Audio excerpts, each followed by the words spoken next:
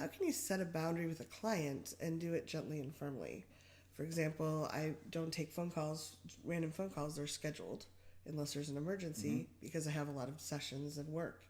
And I've had a client lately that just randomly calls to chat, which I don't do except if it's sessions.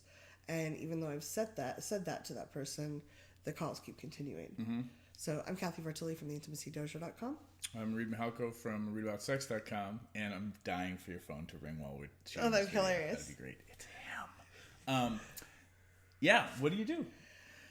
It's been challenging because a lot of times I'm caught off guard, even though I have it programmed in, so I know what number it is now. A lot of times I'm in the middle of something else, and normally for me, when my phone rings, it's something I should answer. Yeah. So I'm not really focused on, and I'm trying to get back to something else. I may be at my corporate job. Yeah. And then there's like people, all kinds of situations, parents, kids, they've whatever. got their phone on, they're on call. We have tons of friends that are doulas and midwives and things like that. Baby's coming, you have to answer the phone. Okay. So it's been, I don't think I've done it as well as I could have.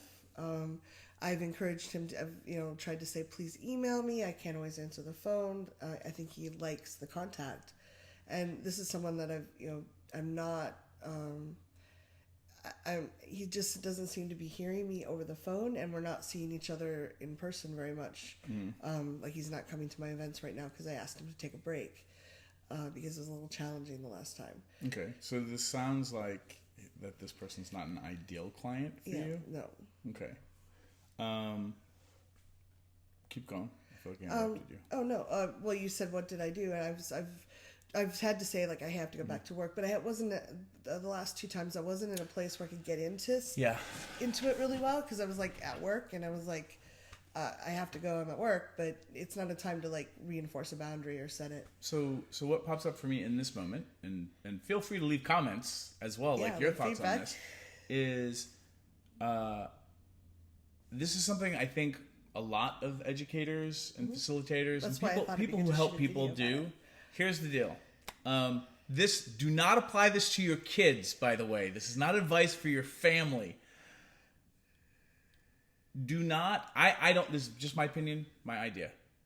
Do not use boundaries to make a client who is not ideal.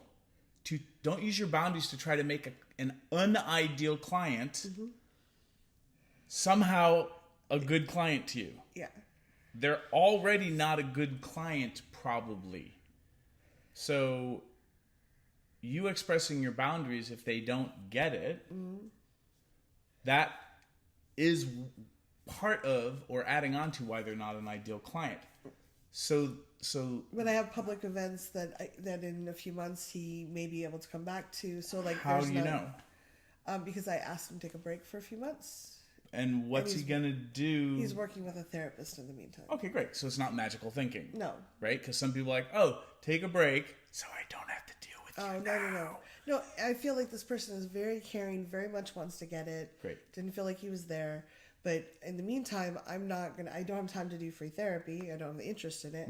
And I also don't have the bandwidth to keep taking phone calls, and he's not getting the subtle hints. So other structures. These might be drastic measures, maybe a horrible idea. Change your phone number? Well, no. Let's consider that for a moment. Again, you don't have to do this as an idea, but let's say this person could become, with not a lot of help on your part, somebody who can come to your events. It's possible. And their main processing or learning style or way of connecting is phone. Could you set up a Google phone number for him to use to leave voicemails and try and be like, hey, I had an idea. You can call me once a week at this number and let me know how it's going. Now, again, you're having to create a structure and something creative. However, are there other people in your life professionally that you could also use that technique on? Probably. So that, like, because are there people that call you on your phone that are worthy of you picking up the phone, but you don't need to pick it up then? Yeah, definitely.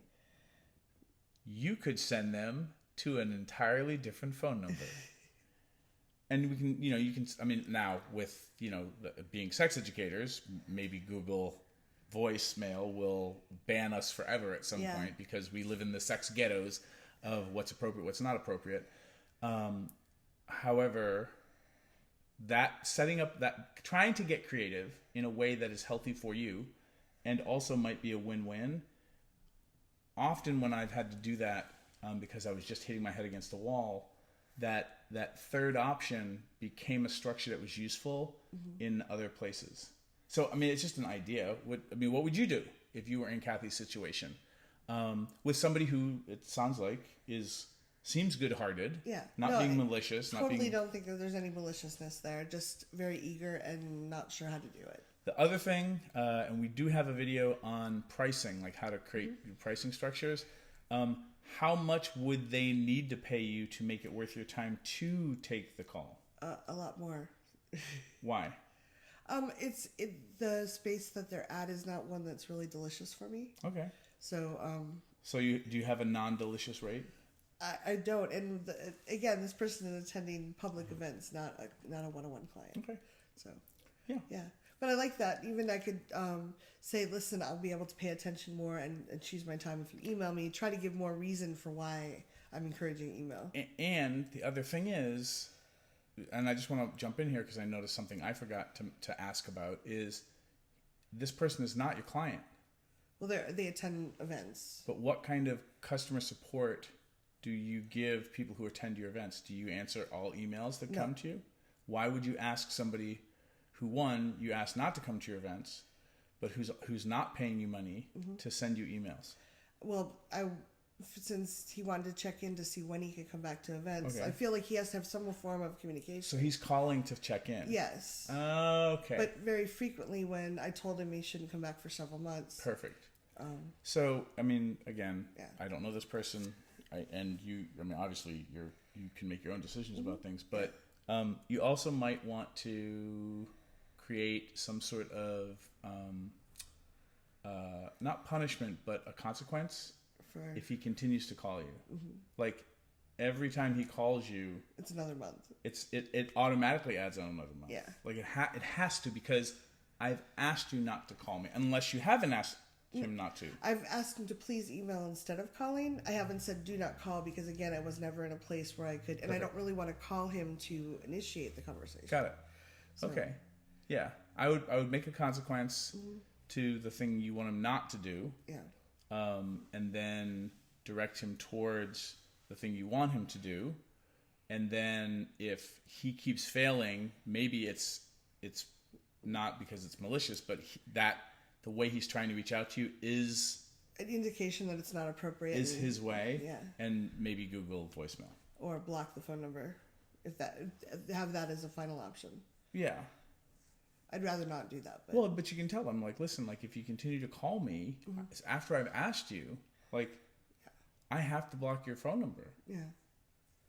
Yeah. I'm trying to be gentle because I feel like he really cares. And also he's not getting the gentle, so. Well, and I get how generous you're being, so. I mean, thanks for being generous with people. I was certainly awkward when I first joined the community, so.